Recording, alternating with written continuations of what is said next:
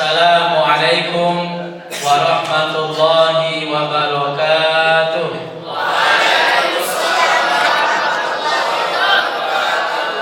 Bismillahirrahmanirrahim. Alhamdulillahi rabbil alamin. Alladzi arsala rasulahu bil huda wa dinil haqq liyudhhirahu 'ala dini kullihi wa kafa billahi shahida. Ashhadu an la ilaha illallah wahdahu la syarika lah wa ashhadu anna Muhammadan 'abduhu wa rasuluh. Allahumma shalli wa sallim wa barik wa karim ala Muhammadin sayyidil anbiya'i wal mursalin wa ala alihi wa sahbihi ajma'in. Amma ba'd. Sebelum saya menyapa, saya ingin ngajak istighfar bareng-bareng ya, supaya hati kita lebih sejuk, jiwa kita lebih tenang ya. Ikuti istighfar gaya saya ya, bareng-bareng ya. Astaghfirullah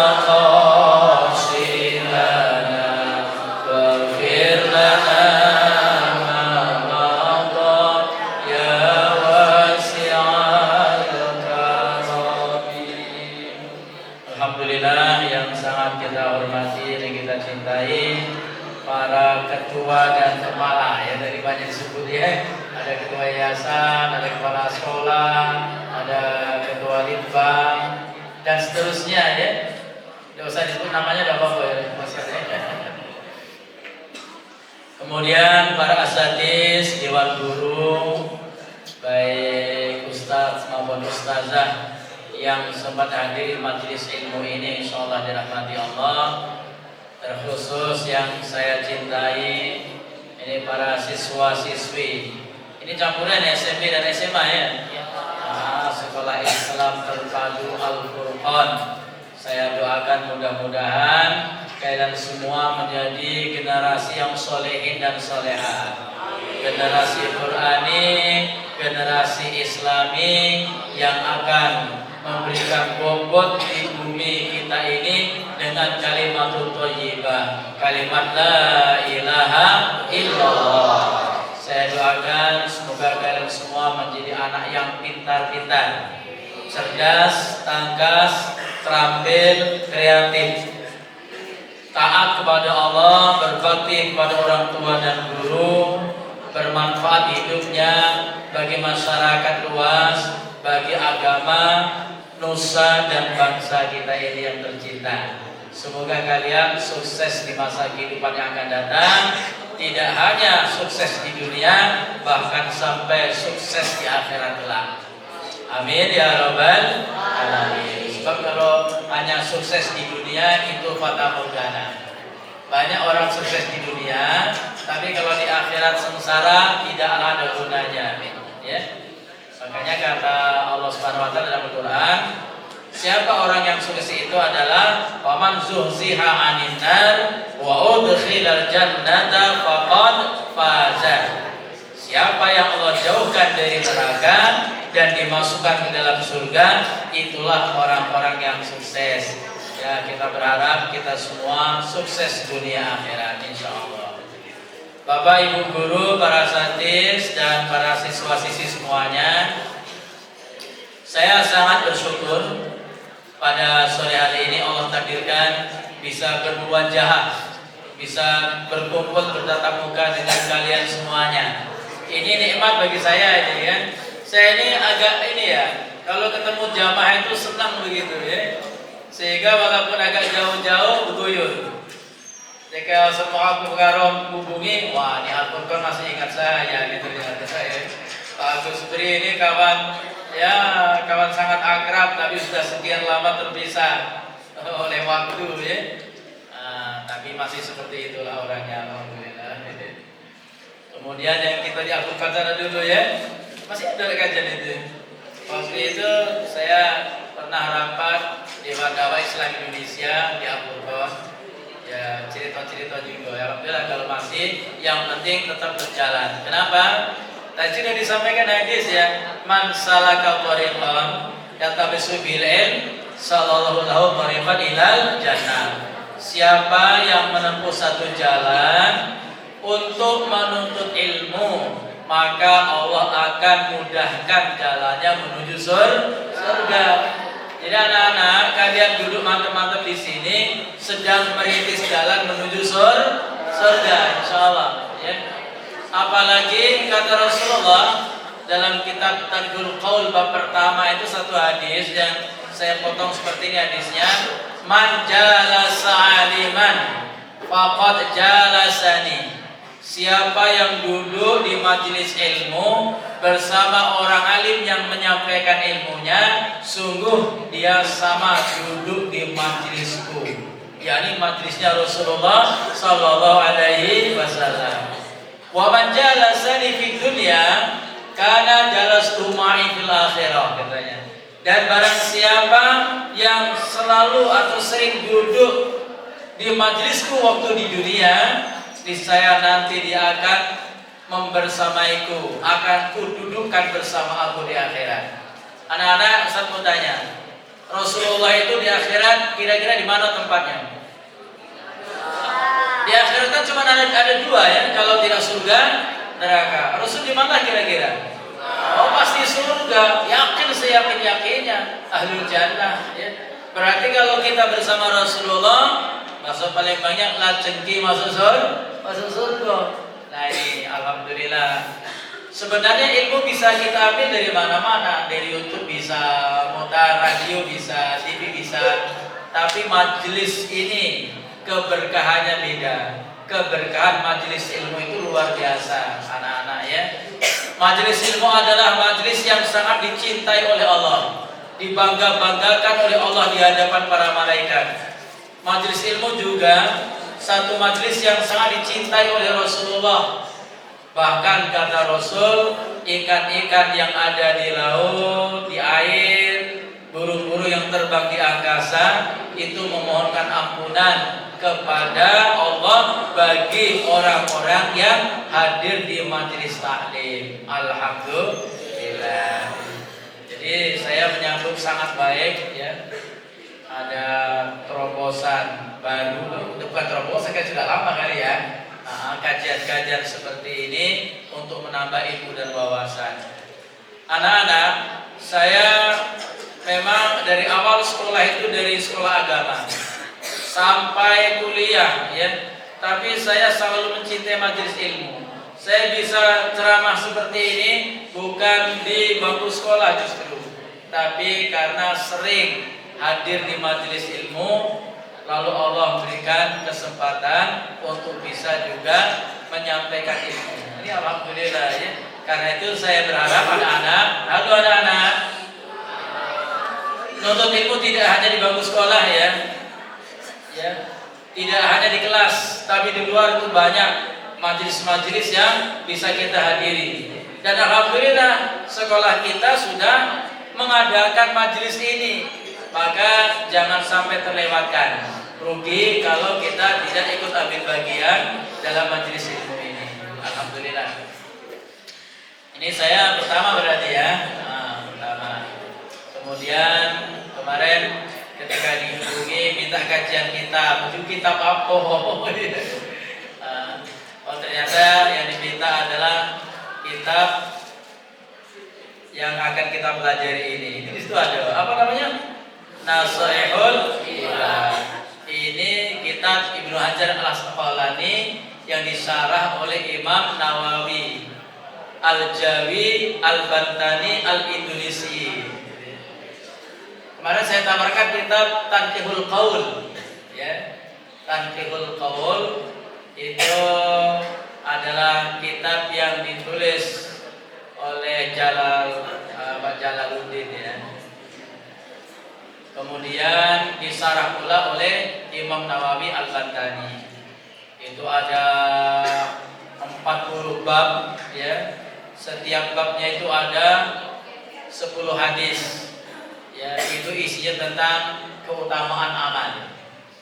Kalau kitab yang akan kita pelajari ini anak-anak, ya, ini kitab yang keilmuannya arahnya ke akhlak tasawuf, ya, untuk menyejukkan hati kita, untuk memperbaiki kualitas diri kita. Jadi anak-anak, dalam Islam ini sebelum kita masuk ya, ada 3 kajian utama dalam Islam. Yang pertama itu kajian akidah. Akidah itu isinya iman, tauhid. Nah, di sini alhamdulillah ini dijadwal akidah tauhid oleh Ustaz Haji Nur Yasin Yarsi. Insyaallah ya. Kalau ibarat pohon anak-anak, ya, nanti saya ceritakan ini ibarat pohon, Islam itu ibarat pohon, maka akidah itu adalah akarnya. Saya mau tanya anak-anak, pohon tanpa akar bisa hidup apa tidak? Nah, bisa kan? Kalau pohon itu tinggi, rindang, lalu akarnya busuk, kira-kira tumbang rubuh apa tidak? Tumbang. Makanya kajian akidah sangat penting, sangat-sangat penting. Akidah itu keyakinan, ya, iman, tauhid. Bahasa lainnya akar itu adalah radik. Pernah dengar kata radik? Kopi radik pernah dengar? Itu kopi akar, ya. Makanya orang yang kuat memegang akidah itu sering disebut orang radikal. Jadi radikal itu bukan negatif, Pak, ya. Yang negatif itu radikalisme, ya. Kalau radikal bagus semuanya. Nabi Ibrahim itu menghancurkan patung-patung yang disembah oleh Raja Namrud, ya, karena beliau kuat memegang akidah nyembah itu hanya kepada Allah, ya, bukan kepada patung. Maka dihancurkan patung-patungnya itu. Akhirnya Nabi Ibrahim dituduh radikal, memang betul radikal, ya, lalu dibakar, tapi Allah menyelamatkan. Nabi Muhammad dan para sahabat juga radikal. Ketika Fathul Makkah tahun ke-8 Hijriah, Mekah dikuasai umat Islam, semua patung-patung yang ada di dalam dan di sekitar Ka'bah itu dihancurkan oleh umat Islam. Siapa mereka? Mereka yang dulu pernah menyembah patung itu, ya. Mereka sendiri yang menghancurkannya. Itu kalau di Indonesia dicap radikal, ini sudah. Ini memang radikal karena memegang kuat akidah, ya. Atau disebut juga dengan istilah fondasi. Maka ada istilah fundamental, ya. Fundamental itu orang yang kuat memegang ajaran akidahnya, iman tauhidnya kepada Allah Subhanahu wa taala. Lalu pohon itu ada batangnya untuk menyangga ranting, daun dan buah. Ini ya, batang. Batang ini kalau dalam ajaran Islam kita anak-anak itu ibarat syariatnya, ibadah dan muamalahnya. Itu batang akan bisa kokoh kalau akarnya kuat, ya. Kalau akarnya rapuh, batang akan roboh. Orang bisa beribadah dengan benar, bisa bermuamalah dengan benar kalau akidahnya selamat. Selamat dari apa? Selamat dari syirik, kufur, khurafat, tahayul dan sebagainya. Nah, lalu ada di atas itu yang bisa kita nikmati, itu namanya buah, ya, buah. Anak-anak asal mau tanya, bisa tidak buah itu muncul kalau tidak ada batangnya? Tidak bisa kan? Tiba-tiba muncul gelembung gitu, tidak bisa, itu beli namanya kan? Buah ini adalah akhlak.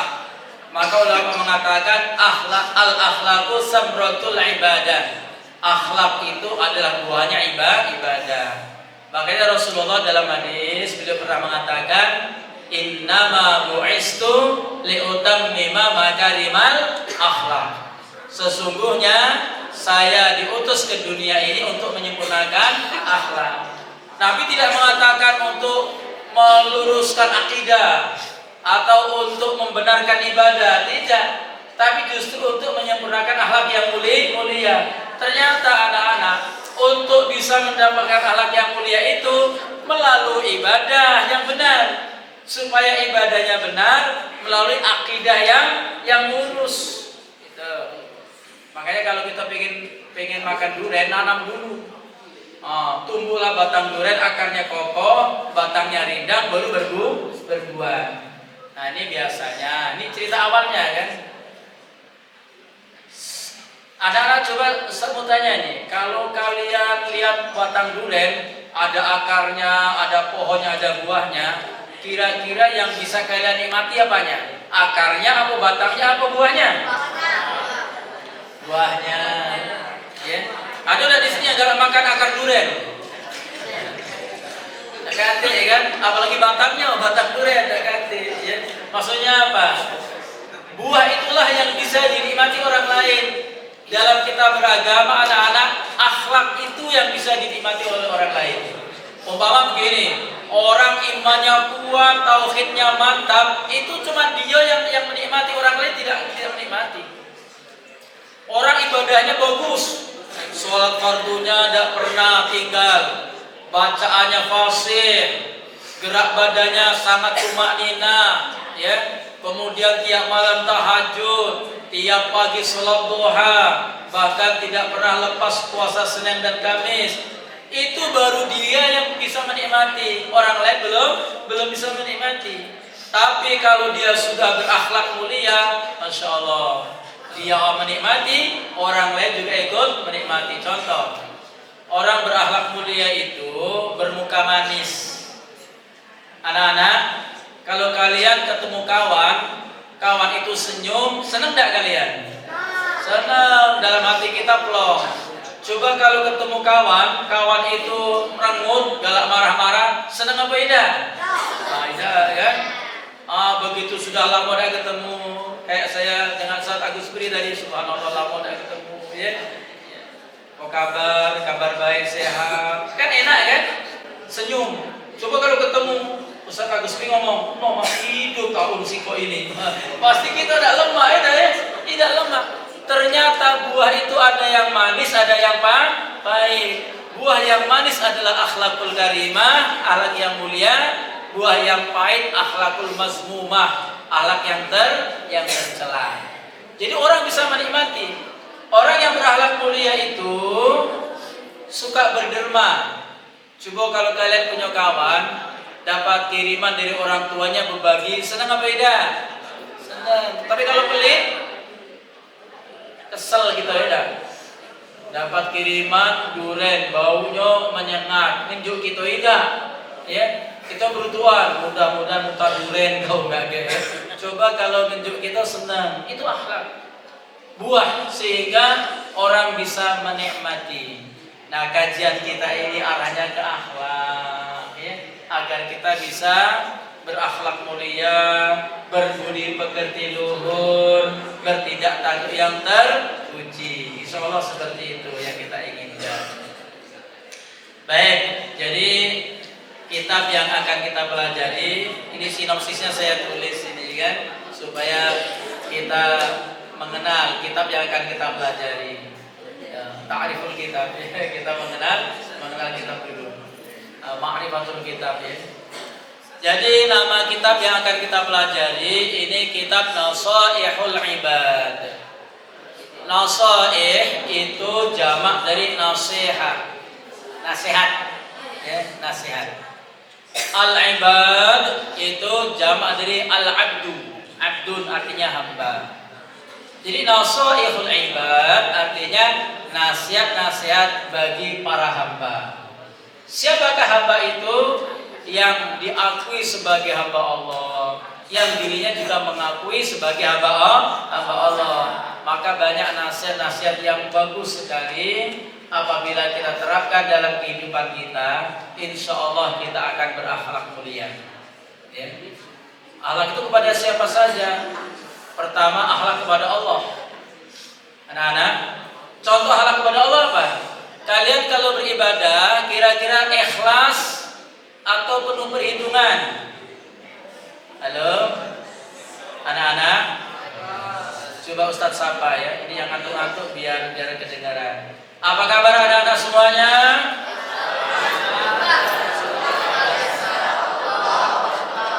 Aku jawabannya kalau di sini kalau ditanya apa kabar?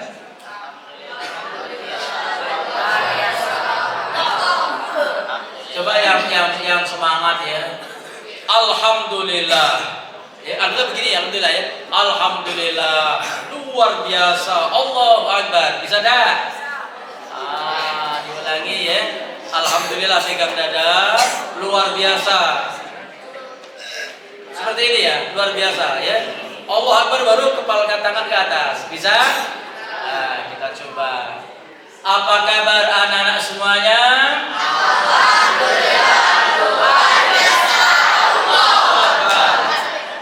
Tausiah dengan anak-anak itu banyak selingan Ustaz ya. Kalau mau nonton bela tidur terus. Iya, alhamdulillah luar biasa ya pada sore ini luar biasa karena kita berada di tempat dan waktu yang luar biasa. Yang putri, halo, apa kabar putri semuanya?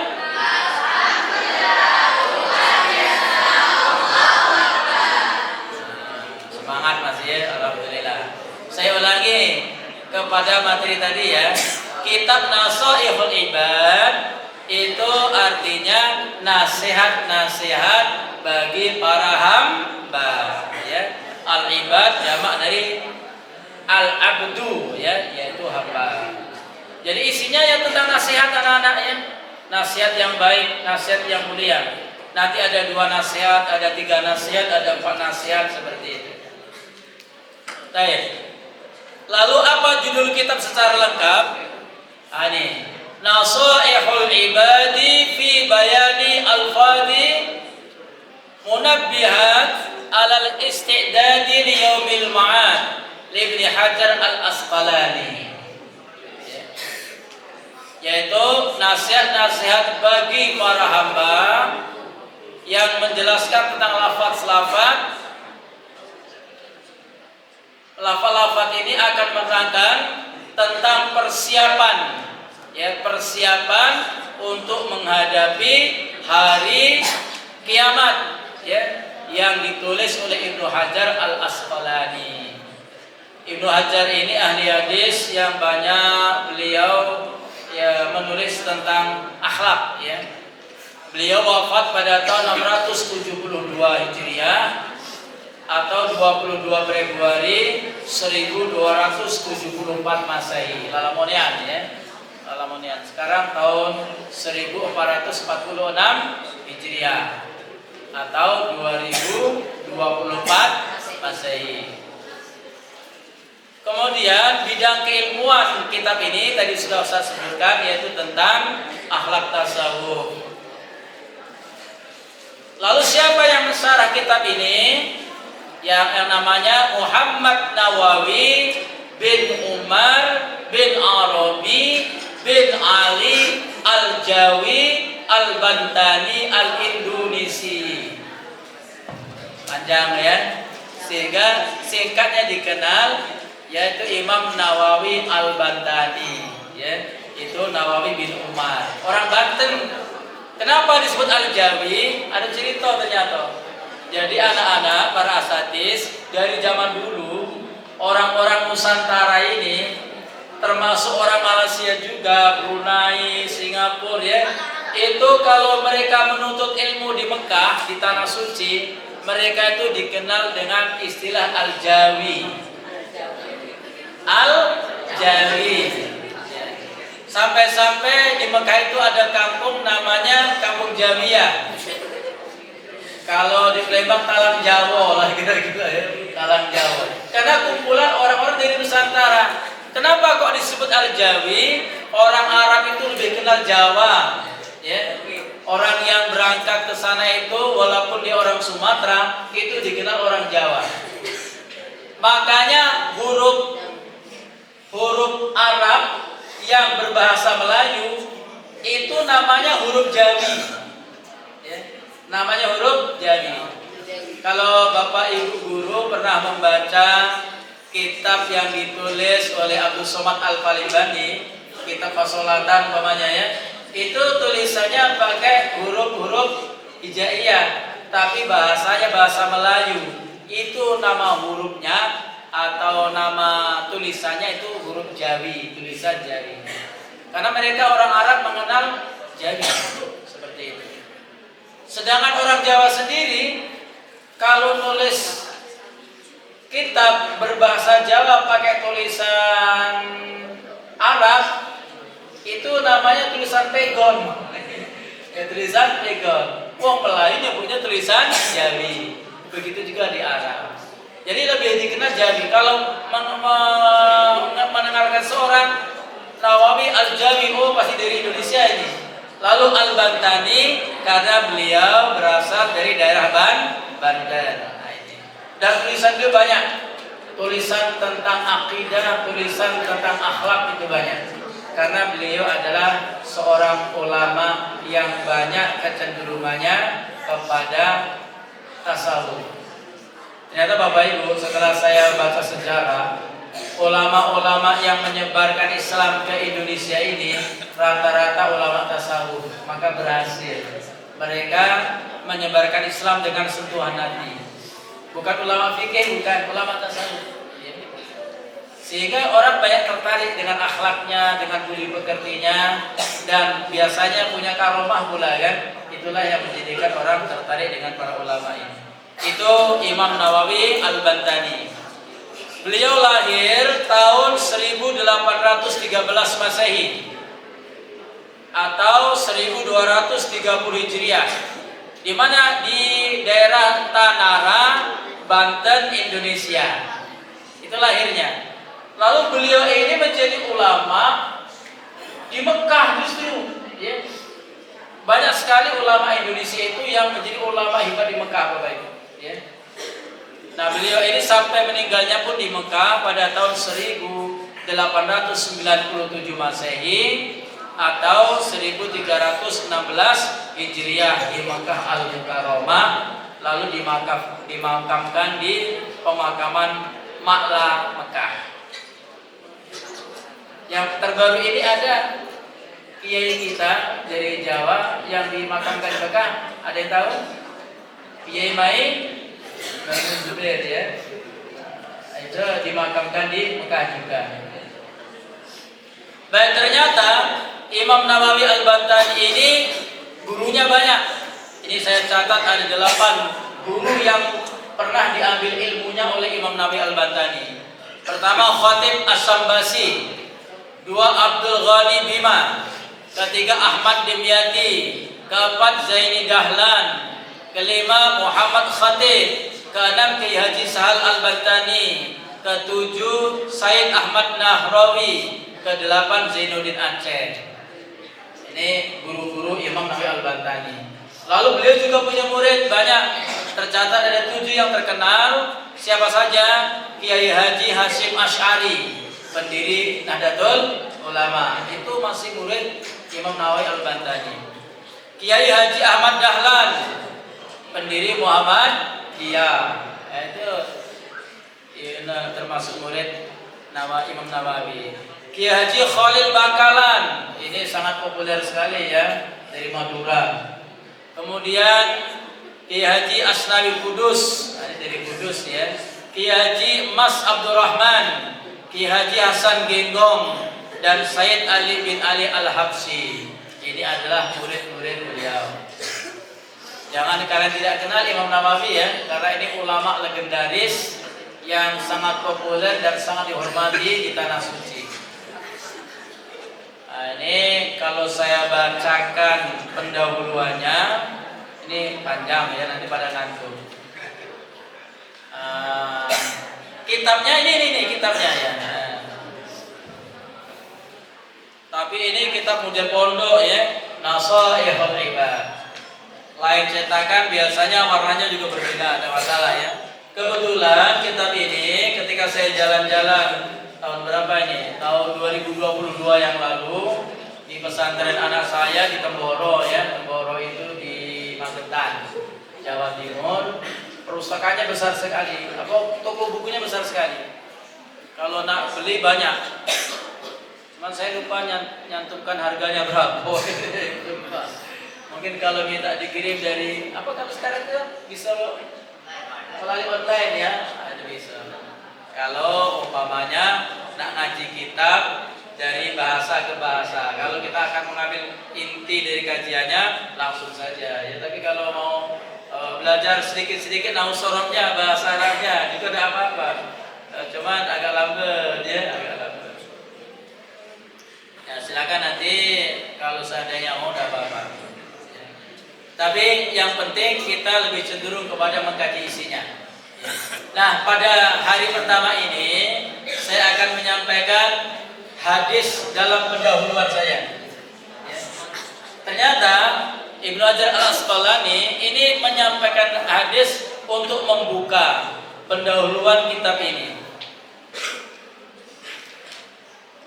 Kalau di sini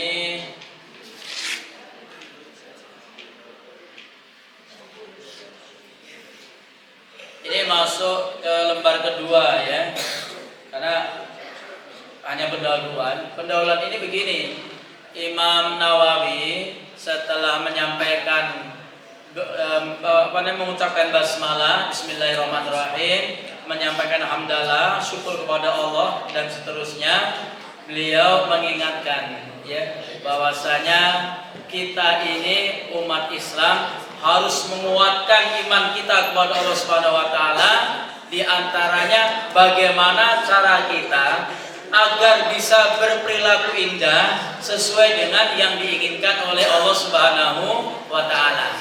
Makanya ditampilkan pertama ini hadis tentang agar kita hidup menjadi orang yang baik, jangan pernah zalim. Tahu anak zalim? Halo? Zalim itu aniaya. Aniaya terhadap diri sendiri. Contoh umpamanya, kalian sebaiknya kalau tidur itu jam berapa? Kalau di asrama disuruh tidur jam berapa? Kok beda pendapat, ada jam 9, ada jam 10, yang mana yang benar nih? 9 sampai jam 10. Cuma sejam tidurnya. Maksudnya rentang waktu jam 9 sudah mulai siap-siap tidur ya. Jam 10 harus tidur. Lalu kalian begadang ngobrol sampai jam 1. Itu namanya zalim. Zalim kepada diri sendiri. Kenapa? Mata punya hak untuk ditidurkan supaya besok bangun sehat. Kamu melek terus tidak tidur itu zalim. Di sini kalian makan sehari berapa kali? 3 kali. Normal ya. Siapa yang 4 tadi? Kalian normalnya makan sehari 3 kali. Lalu kalian buat makan sehari 6 kali. Zalim itu dengan perutnya buyuk-buyuk. Aku masih buyuk bahasa Indonesianya ya. Itu bisa tembung terus zalim, atau tidak mau makan. Itu juga zalim. Artinya apa? Zalim itu menganiaya. Kalau zalim kepada orang lain berarti aniaya terhadap orang lain. Nah, baik, saya akan bacakan sabda Rasulullah SAW yang di awal kitab ini ya. Diawali, ini panjang hadisnya ini, insyaallah ya. Tapi tidak apa-apa ya. Apa kata Rasulullah? Rasulullah ini menyitir hadis qudsi ya anak-anak. Tahu hadis qudsi? Pernah belajar? Begini Ustaz ceritakan. Ada Al-Quran, ada hadis qudsi, ada hadis Nabi biasa. Apa bedanya? Kalau Al-Quran anak-anak itu firman Allah, orisinil, betul-betul firman Allah, tidak ada campur tangan makhluk di dalamnya. Ya, semuanya berasal dari Allah, baik itu lafaz redaksinya maupun isi makna kandungannya, semuanya berasal dari Allah. Itu namanya wahyu Al-Quran. Lalu ada hadis Nabi. Apa itu hadis Nabi? Hadis Nabi itu adalah boleh saja dia ucapan Nabi Muhammad, atau perilaku Nabi Muhammad, atau ketetapan Nabi Muhammad. Itu biasanya baik lafaz maupun maknanya betul-betul berasal dari Nabi Muhammad sallallahu alaihi wasallam. Sementara hadis qudsi itu di tengah-tengah anak-anak. Lafaznya dari Nabi Muhammad, tapi maknanya dari Allah. Maka biasanya ketika Rasulullah akan menyampaikan hadis qudsi itu diawali dengan qalallahu ta'ala. Allah berfirman. Nah ini di sini akan saya bacakan.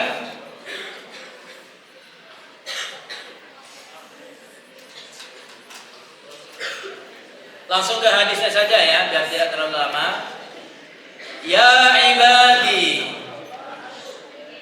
inni haramtu dzulma ala nafsi waj'altuhu bainakum muharraman fala tadzalamu.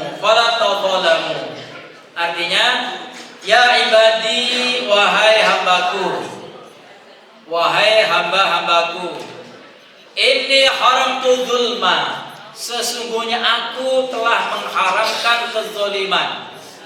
Siapa yang dimaksud aku, anak-anak? Halo. Siapa? Saya Ustaz ulangi. Ya ibadi, wahai hamba-hambaku, ini haramtu dzulma, sesungguhnya aku telah mengharamkan kezaliman. Aku itu siapa? Allah. Bukan kita ya. Kalau bahasa biasanya, sesungguhnya Allah telah mengharamkan kezaliman. Ini haramtu zulma, sesungguhnya aku telah mengharamkan kezaliman. Ala nafsi, atas diriku sendiri. Artinya Allah saja mengharamkan dirinya berbuat zalim. Artinya apa? Tidak mungkin Allah berbuat zalim. Kenapa? Sebab Allah telah mengharamkan kezaliman itu atas diri Allah sendiri. Lalu waja'altuhu bainakum muharraman, lalu saya menjadikan di antara kalian juga haram berbuat zalim. Ya. Setelah Allah mengharamkan kezaliman kepada diri Allah sendiri, lalu Allah juga menjadikan kezaliman itu haram bagi kalian semua, bagi manusia. Maka fala tadzalamu, janganlah kalian berbuat zalim. Contoh zalim kepada Allah. Anak-anak kalau sudah azan asar, kalian bagaimana? Keluyuran atau sholat? Itu berarti tidak zalim. Tapi kalau azan sudah berkumandang, kalian bersembunyi meninggalkan sholat, itu zalim kepada Allah. Ya. Zalim kepada orang tua bagaimana? Kalian dipercaya oleh orang tua, disekolahkan di Al-Furqan ini untuk apa? Untuk belajar baik-baik, untuk menghafal Al-Quran, ya, supaya menjadi anak yang pintar dan berakhlak mulia. Tiba-tiba kalian sering bolos, belajar males, nak tidur terus, itu zalim kepada orang tua itu. Orang tua mengharapkan kita pintar, ya, kalian malah tidak mau mengikuti saran orang tua, itu zalim. Demikian juga zalim kepada diri sendiri, ya. Aniaya kepada diri sendiri, menceburkan diri sendiri kepada kebinasaan, bergaul dengan anak-anak yang tidak bermoral, itu juga kezaliman kepada diri sendiri. Haram hukumnya. Tidak boleh kita menzalimi diri sendiri. Apa selanjutnya? Ya ibadi wahai hambaku, kullukum dhallun. Kalian semuanya itu sesat. Ingat kata Allah, ya ibadi kullukum dhallun. Wahai hamba-hambaku, kalian semua adalah makhluk yang sesat. Illa man hadaituhu, kecuali siapa yang mendapatkan hidayah petunjuk dariku. Fastahduni ahdikum, maka mintalah hidayah kepadaku, niscaya akan kuberikan hidayah itu kepadamu. Anak-anak, seandainya Allah tidak memberikan hidayah kepada kita, maka kita menjadi makhluk yang tersesat. Ibarat kita berjalan di tengah gelap gulita. Anak-anak, kalau kalian berjalan di jalan, mati lampu, bulan tidak muncul, bintang gemintang tidak kelihatan karena tertutup awan, di jalan gelap gulita, maka kalau kalian berjalan, kira-kira sesat apa tidak? Jalan berbelok dikira tidak berbelok, lurus padahal paritnya dalam, celempung masuk ke dalam parit, tidak. Ada tiang listrik sebesar ida, ya, ada kecinguan, ketumbuk tiang listrik, kening benjol. Kenapa? Gelap. Ibarat begitu, manusia ini sebenarnya berjalan dalam kegelapan, kecuali yang diberi hidayah oleh Allah, diberi petunjuk. Diberi petunjuk itu ibarat dikasih obor. Jadi kalau kita berjalan di jalan yang gelap, tapi bawa senter, insya Allah tidak akan sesat. Kenapa? Tahu jalan itu berbelok, tahu jalan itu menanjak atau menurun, tahu di mana ada parit, di mana ada kandang, di mana ada pagar. Kenapa? Kelihatan. Itulah hidayah, itulah petunjuk. Maka kata Allah dalam hadis kursi itu selanjutnya, fastahduni, maka mintalah hidayah kepadaku, ahdikum, niscaya aku akan beri hidayah kepada kalian. Ada doa dalam itu, ya Allah, sesungguhnya aku menyadari bahwa kami ini adalah hamba-Mu yang sesat tanpa Engkau beri hidayah kepadaku. Jadi andai Allah tidak beri hidayah kepada kita, maka kita selalu dalam kesesatan. Apa hidayah itu? Petunjuk. Lalu ada istilah taufik. Anak-anak bisa membedakan antara hidayah dan taufik. Kalau hidayah itu hampir semua orang dapat ini. Apa petunjuk? Kita ini di zaman modern ini semuanya bisa dapat hidayah. Ya. Umpamanya buka WA saja ada ceramah, itulah sudah hidayah, itu petunjuk itu. Petunjuk ke jalan yang benar. Tapi kadang-kadang orang itu walaupun dapat hidayah tidak mendapatkan taufik. Apa taufik? Kemampuan yang Allah berikan untuk melaksanakan hidayah. Contoh, tahu betul kalau sholat 5 waktu itu wajib. Semuanya sudah paham itu wajib sholat 5 waktu. Tapi kenapa ada orang yang tidak sholat padahal sudah tahu itu wajib? Karena dia tidak mendapatkan taufik. Jadi taufik itu adalah Allah yang membimbing supaya bisa melaksanakan hidayah. Contoh dalam kehidupan saya ini, umpamanya kalian masyarakat baru tinggal di sebuah komplek di Palembang. Baru nian, belum tahu bandara Sultan Mahmud Badarudin II itu di mana, belum tahu nian.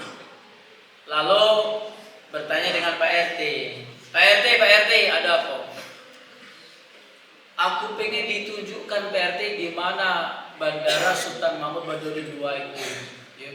Maka uji PRT lah. Kalau dari komplek Fokon ini, ya keluar ke jalan apa namanya itu? Tidak tahu jalan apa itu. ABR, motek ya. ABR, kemudian ke jalan besar. Dari jalan besar itu kemudian ke kiri sampai simpang 4 bandara itu ke kanan, nanti di sana ada simpang 4 lagi ke kiri sampailah ke bandara. Itu petunjuk itu hidayah. kemudian Pak RT tidak hanya ngasih petunjuk, langsung ngasih taufik. Nah, kalau itu ini baik. Kebetulan aku udah keluar rumah. Kau meloklah mobil Pak RT, nanti ku anter nih sampai ke bandara. Nah, jadi Allah kasih kemampuan kepada kita untuk melaksanakan hidayah. Seperti tadi Pak RT sudah menunjukkan jalan ke sana. Ya, seandainya tidak diantar Pak RT, mungkin masih bingung kalian, tidak? Masih bingung. Tapi langsung dinaikkan ke mobil Pak RT, langsung diantar sampai ke bandara tanpa susah payah. Kenapa? Karena dikasih oleh Pak RT, diantar langsung, ya, diantar langsung. Begitu juga dengan taufik. Ya. Makanya anak-anak ada doa Allahumma arinal haqqa haqqan warzuqna tiba'ah. Ya Allah, tunjukkanlah kepadaku yang hak itu hak, yang benar itu benar, dan berikan aku kemampuan untuk mengikutinya. Wa arinal batila batila warzuqna ijtinabah. Dan tunjukkanlah kepada kami yang batil itu batil, dan berikan kami kemampuan untuk bisa menjauhinya. Nah, kemampuan inilah anak-anak para asatis yang kemudian disebut dengan taufik. Jadi kira-kira yang duluan taufik dulu atau hidayah dulu? Ayo. Kalau di ceramah kita sering wabillahi taufik wal hidayah gitu ya. Taufik dulu baru hidayah ya. Tapi sebenarnya hidayah dulu baru taufik ya. Allah beri petunjuk dulu, baru Allah berikan kemampuan untuk menjalankan petunjuk tersebut. Kita lanjutkan. Nyambung tak kira-kira anak-anak? Coba yang SMA tunjuk tangan, yang SMA. Yang SMA, ada enggak? Udah ganti? Waduh ya, tunjuk tangan. Ustaz mau lihat berapa jumlahnya ya. Takut, bukan ditanya. Nah, yang SMA takut. Sekarang yang SMP tunjuk tangan. Yang SMP. Oh ya, caknya masih banyak SMP dah. Ya, ada apa-apa ya. Buguyur baik ya. Anak-anak, buguyur baik. Kita lanjutkan. Lalu kata Allah, ya ibadi, wahai hamba-hambaku, kullukum ja'i, kalian semuanya lapar. Ju itu lapar, ja'i orang yang lapar. Kalian semuanya lapar. Ilaman at'amtuhu, kecuali siapa yang saya beri makan. Fastat'imuni, maka mintalah makan kepadaku. At'imkum, maka akan aku beri makan. Ini istilah ya. Wahai hambaku, kata Allah, sesungguhnya kalian ini lapar. Karena itu mintalah makan kepadaku ya. Gini, sesungguhnya kalian lapar kecuali yang aku beri makan. Karena itu mintalah makan kepadaku, niscaya aku akan beri kalian makan. Kalau secara terlak anak-anak, Ustaz mau tanya, kalian setiap hari makan apa tidak? Makan apa? Makan nasi. Itu nasi itu kira-kira dari mana? Siapa yang ngasih? Allah yang ngasih ya. Tapi melalui petani. Anak-anak, kalau seandainya Allah tidak ngurusi kita, maka kita akan lapar berkepanjangan. Tapi ternyata Allah siapkan makan itu bagi kita. Karena itu mintalah kepada Allah, niscaya Allah akan kasih makan itu. Kalau kita bayangkan anak, coba kalian setiap hari makan nasi, padahal kalian tidak pernah nanam padi, ya kan? Boro-boro nanam padi, ya. Beli beras saja mereka tidak pernah.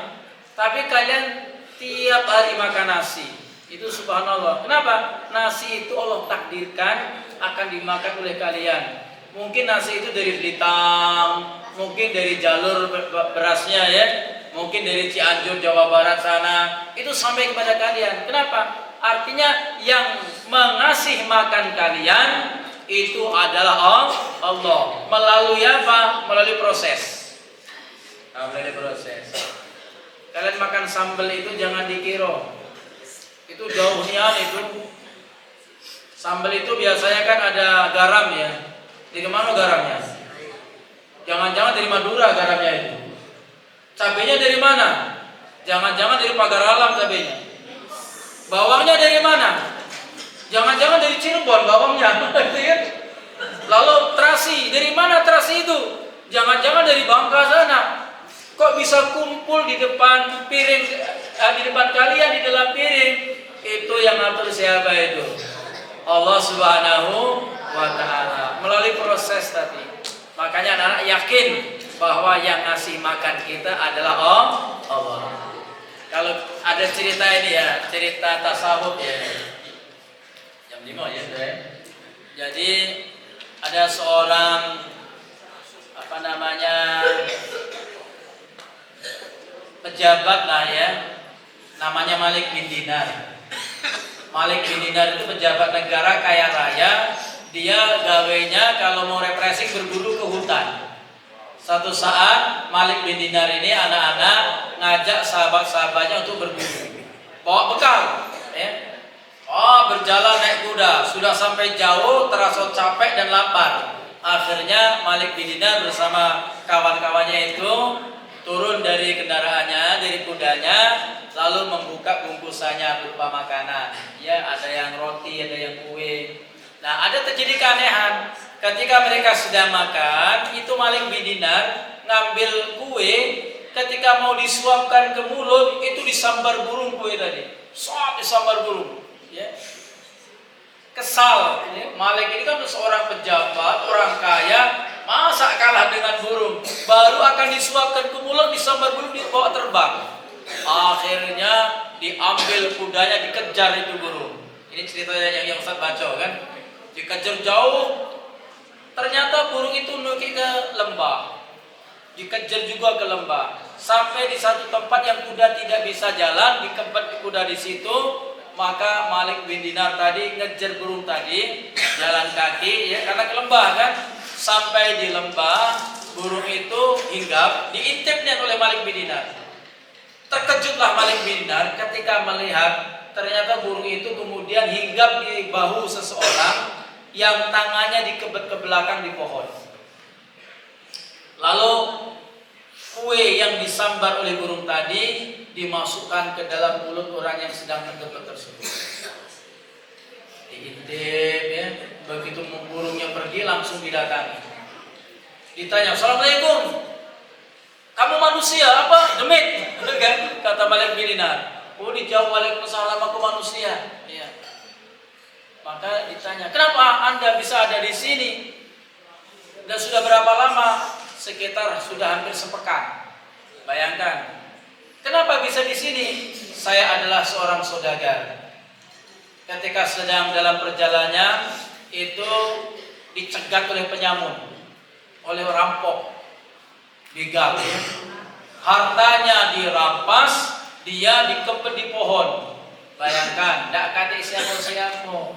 Kalau menurut akal logika biasa mati di wong ini kan, tidak makan, tidak baca minum. Ternyata tahu tidak kalian, ada burung yang diutus oleh Allah untuk ngurusi makan minum orang yang dikepet di sini. Nah, cerita inilah yang membuat Malik bin Dinar kemudian terhenyak. Ya Allah, ada orang yang sudah dikepet seperti ini harusnya mati kekeringan dia. Ternyata dia masih hidup. Makanya dijamin oleh Allah melalui apa? Melalui burung. Kadang bawa buah-buahan burung itu, kadang tadi bawa kue yang diambil dari siapa saja. Maka Malik bin Dinar kemudian apa anak-anak meninggalkan kemewahan hidupnya, lalu beliau belajar ke Mekah untuk menjadi seorang ulama, dan kemudian beliau menjadi ulama sufi. Subhanallah. Ya. Ini yakin, seyakin-yakinnya bahwa yang ngasih kita makan hanyalah Allah. Walaupun melalui proses ya, mungkin kalian melalui nafkah dari orang tua yang kemudian dibayarkan ke sekolah Al-Qur'an ini ya. Lalu kemudian dibelikan beras, dimasak mungkin oleh dapur, kalian bisa makan. Tapi semuanya itu yakin asalnya dari Allah Subhanahu wa Ta'ala. Lanjut ya. Masih nyambung enggak kira-kira? Halo? Apa kabar anak-anak semuanya?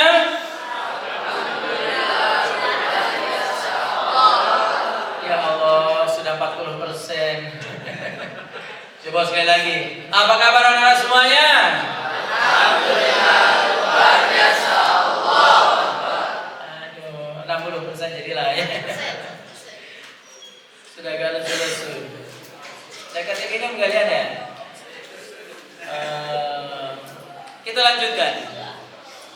Ya ibadi, wahai hamba-hambaku, kullukum arin, kalian semua adalah telanjang. Apa nih? Kalau kata telanjang, ila man kasautuhu, kecuali orang yang aku berikan pakaian. Fastaksuni, maka mintalah pakaian kepadaku. Aksukum, niscaya aku beri pakaian kalian. Ini kalimatnya itu luar biasa ya, menyadarkan kepada kita. Anak-anak, masalah pakaian. Ustaz mau tanya, ada tidak di antara kalian yang lahir sudah pakai celana? Tunjuk tangan. Celana training, ada tidak? Lahir pakai celana training. Lahir dari perut ibu sudah pakai sepatu, ada tidak? Aduh, saro ibu kalau kalian sudah pakai sepatu dari dalam perut, tidak? Berarti kalian lahir dalam keadaan telanjang, tidak sebelai pun benang. Tapi Ustaz lihat kalian sekarang sudah pakai pakaian semua, ya kan? Pakai jubah, pakai baju, pakai kopiah. Semuanya dari siapa itu? Itu dari Allah. Ya, itu ada rezeki yang dikaruniai oleh Allah Subhanahu wa taala. Yakin yang kita makan, yang kita pakai itu adalah berasal dari Allah Subhanahu wa taala. Walaupun kalau kita pikir-pikir anak-anak, Masya Allah ya, kalian pakai jubah seperti itu, padahal kalian tidak pernah jadi tukang jahit, tidak? Jubah itu dari mana? Beli ya, dari pasar, dari toko. Toko dapat dari mana? Toko itu dapat dari pabrik. Pabrik buat jubah, bahannya dari mana? Dari pabrik kain. Pabrik kain itu dari mana? Itu dari pabrik benang. Pabrik benang bahannya dari mana? Dari kapas. Kapas itu dari mana? Dari petani kapas. Tidak tahu di mana petani kapas itu tinggalnya, tidak? Tapi semuanya itu berjalan melalui proses, akhirnya sampai kepada kalian. Ingat, pakaian yang kalian pakai hakikatnya itu dari Allah. Kalau tidak dikasih, maka niscaya akan telanjang. Oke, tidak kita perpanjang. Selanjutnya, ya ibadi wa ya hambaku, innakum tuhtiun bil laili wan nahar. Sesungguhnya kalian selalu berbuat salah sepanjang malam dan siang. Ya Allah, jadi kita ini kalau seandainya tidak ada kekuatan yang Allah berikan, selalu berbuat maksiat, tidak? Wa ana aghfiruz dzunuba jami'an. Sedangkan aku, kata Allah, selalu mengampuni semua dosa-dosa. Fastaghfiruni, maka minta ampunlah kepadaku, aghfir lakum, niscaya aku akan mengampuni dosa-dosa kalian. Anak-anak yang SMP sudah balik belum? Kalau sudah balik berarti kalian sudah harus mempertanggungjawabkan pekerjaan kalian. Kalau kalian berbuat salah sudah kena dosa. Kalau kalian beribadah sudah dapat pahala. Kata Allah, wahai hamba-hambaku, sesungguhnya kalian selalu berbuat dosa sepanjang malam dan siang. Artinya apa? Kita punya potensi untuk jatuh kepada perbuatan dosa. Semua kita pasti punya dosa. Saya mau nanya nih, baik putra maupun putri, ada tidak di antara kalian yang sampai detik ini tidak pernah berbuat salah? Ada tidak? Ada tidak? Saya ganti ya. Bahkan hampir setiap hari berbuat salah, ya tidak? Rasul pernah mengatakan, anak-anak, kullu bani Adam khata'un. Semua anak cucu Adam atau manusia itu pernah berbuat salah. Tapi wa khata'ina tawwabun. Sebaik-baik orang yang berbuat salah, yang mau bertaubat. Maka kata Allah, Aku adalah zat yang maha mengampunkan segala dosa. Maka minta ampunlah kepadaku, niscaya aku akan ampuni dosa kalian. Caranya bagaimana? Banyak-banyak istighfar. Ulangi, banyak-banyak istighfar. Siapa tahu bunyi istighfar? Astaghfirullahaladzim. Itu paling pendek anak-anak. Jadi jangankan kita anak-anak ya, Nabi Muhammad itu sendiri beliau pernah berkata begini, ya ayyuhalladzina amanu tubu ilallah wa ana atubu ilaihi fi yaumin ma'ata marrah. Wahai orang-orang yang beriman, bertaubatlah kalian semua kepada Allah, dan aku bertaubat kepada Allah dalam satu hari 100 kali. Nabi Muhammad itu tobatnya 100 kali. Tobat yang paling gampang itu membaca istighfar. Astagfirullahaladzim.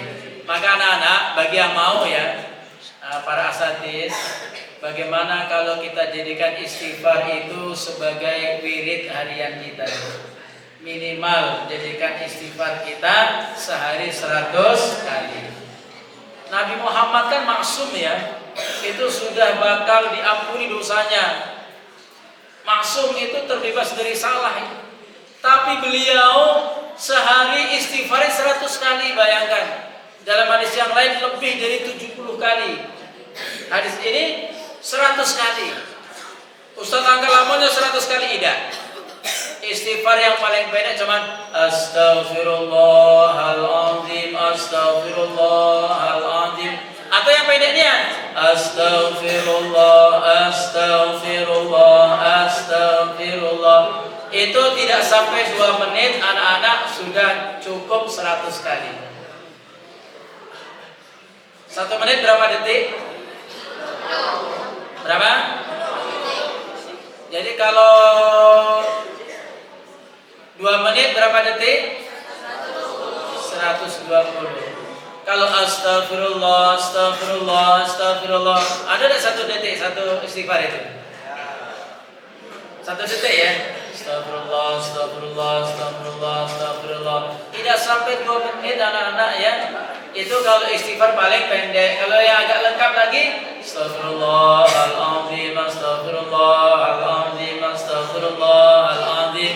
Itu kira-kira 2 menit lah, atau 3 menit paling lama itu. Tapi kalau istighfar yang panjang seperti sudah sholat tadi lama. Astagfirullahaladzim, alladzi la ilaha illa huwal hayyul qayyum wa atubu ilaih. Agak panjang ya, agak lama itu. Nah ini, jadi kita disuruh oleh Allah untuk banyak-banyak istighfar, sehingga Allah akan mengampuni dosa dan kesalahan kita. Lagi, ya ibadi, wahai hamba-hambaku, innakum lam tablughu darran fatadurruni wa lam tablughu naf'i fatanfa'uni. Ini begini, wahai hambaku, kalian ini kata Allah tidak akan lam tablughu darran, tidak akan bisa membuat kemudaratan bagiku ya. Kalian tidak akan bisa membuat kemudaratan bagiku, maka tidak mungkin kalian akan bisa membahayakanku kata Allah. Demikian juga kalian tidak bisa mendatangkan manfaat bagiku kata Allah, maka tidak mungkin pula kalian akan memberikan manfaat kepadaku. Artinya apa anak-anak? Allah tidak butuh kita, tapi kita yang sangat butuh dengan Allah ya. Kita berbuat jahat sejahat apapun, Allah tidak akan berhenti jadi Tuhan. Allah tetap Tuhan pula ya. Atau kita berhenti tidak mau beribadah, Allah juga tetap Tuhan. Makanya dalam keterangan yang lain Allah menyatakan, ya ibadi law anna awwalukum wa akhirakum wa insakum wa jinnakum kanu ala atqa qalbi rajulin wahidin minkum ma zada dzalika fi mulki syai'an. wahai hambaku, seandainya semua kalian dari manusia atau jin, dari awal diciptakan Nabi Adam sampai nanti akhir kalian pada hari kiamat, semuanya itu kata Allah menjadi orang yang takwa, semuanya takwa, jin, manusia semuanya takwa, tidak akan berpengaruh Allah menjadi lebih mulia, tidak. Atau selanjutnya, ya ibadi law anna awwalakum wa akhirakum wa insakum wa jannakum kanu ala afjari qalbi rajulin wahidin minkum ma naqasa dzalika min mulki syai'an. Walaupun semua manusia, semua jin dari awal penciptaannya dulu sampai akhir kiamat nanti menjadi orang jahat semuanya, tidak akan mengurangi kekuasaan Allah Subhanahu wa ta'ala. Maksudnya apa? Jin dan manusia mutakwa semuanya, Allah tidak akan bertambah kekuasaannya. Semuanya itu menjadi durjana, Allah pun tidak akan berkurang kekuasaannya. Kenapa? Allah tidak butuh makhluk, justru makhluk yang butuh kepada Allah. Sedikit lagi ya. Apa jadi lagi? Halo? Lanjut dong, jadilah jam 5 aja ya, jadilah dulu ya. Tenang dia kalau sudah jadilah dulu. Memang belajar itu berat anak-anak ya. Belajar itu berat karena itu pahalanya besar. Kalau belajar itu seperti makan kerupuk, pahalanya dikit. Karena berat itu pahalanya menjadi besar. Kenapa? Karena kalian akan sukses dengan belajar insyaallah di masa yang akan datang. Baik, ada yang bertanya Wida? Oh, terima kasih. Silakan anak-anak kalau ada yang ingin didiskusikan kita tanyakan, boleh langsung Ustaznya. Ya mereka ini jam 5 makan Ustaz. Makan jam 5 ya? Iya. Jam 5 Ustaz ya? Jadilah nanti saya zolim pula menghalangi orang makan dah. Ini sudah terlambat 20 menit ya. Ya, anak-anak maafkan Ustaz ya. Lain kali jam 5 selesai ya dah. Baik, ini hanya baru pendahuluan sebenarnya. Nasihat pendahuluan dari kitab Nasihul Ibad. Ini nasihat dari Allah Subhanahu wa taala. Intinya anak-anak, Ustaz garis bawahi ya. Semua ini sudah digariskan oleh Allah Subhanahu wa taala. Kalian jadi laki-laki, jadi perempuan itu takdir Allah. Termasuk kalian bisa sekolah di Al-Furqan ini juga sudah takdir Allah Subhanahu wa taala. Kalian ada yang pesek, ada yang mancung, ada yang hitam, ada yang putih, semuanya sudah takdir dari Allah Subhanahu wa taala. Maka kita terima dengan sebaik-baiknya. Tetap berdoa, mohon kepada Allah agar kita diberi yang terbaik dari Allah Subhanahu wa taala. Siap insyaallah ya. Ya Nabi salam alaika,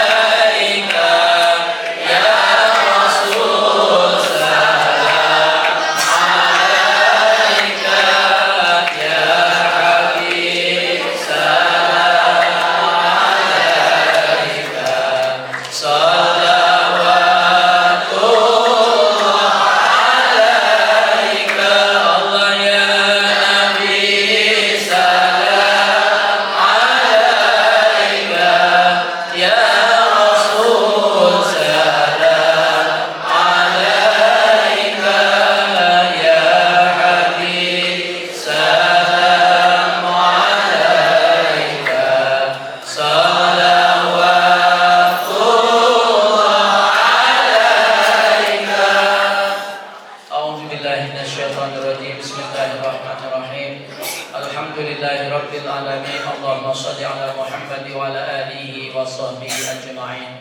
ربنا زدنا علما وارزقنا فهما اللهم اغننا بالعلم وزينا بالحلم وأكرمنا بالتقوى وجملنا بالعافية اللهم ارزقنا علما نافعا وعملا متقبلا ورزقا حلالا طيبا يا أرحم الراحمين ربنا آتنا في الدنيا حسنة وفي الآخرة حسنة wa qina adzabannar wa sallallahu ala Muhammadin walhamdulillahi rabbil alamin. Demikian, terima kasih untuk semuanya yang bertahan mendengarkan tausiah saya, dan mohon maaf kalau ada kata-kata yang kurang berkenan. Akhirul kalam, hadanallahu wa iyyakum ajma'in. Subhanakallahumma wa bihamdika asyhadu an la ilaha illa anta astaghfiruka wa atubu ilaik. Wassalamualaikum warahmatullahi wabarakatuh.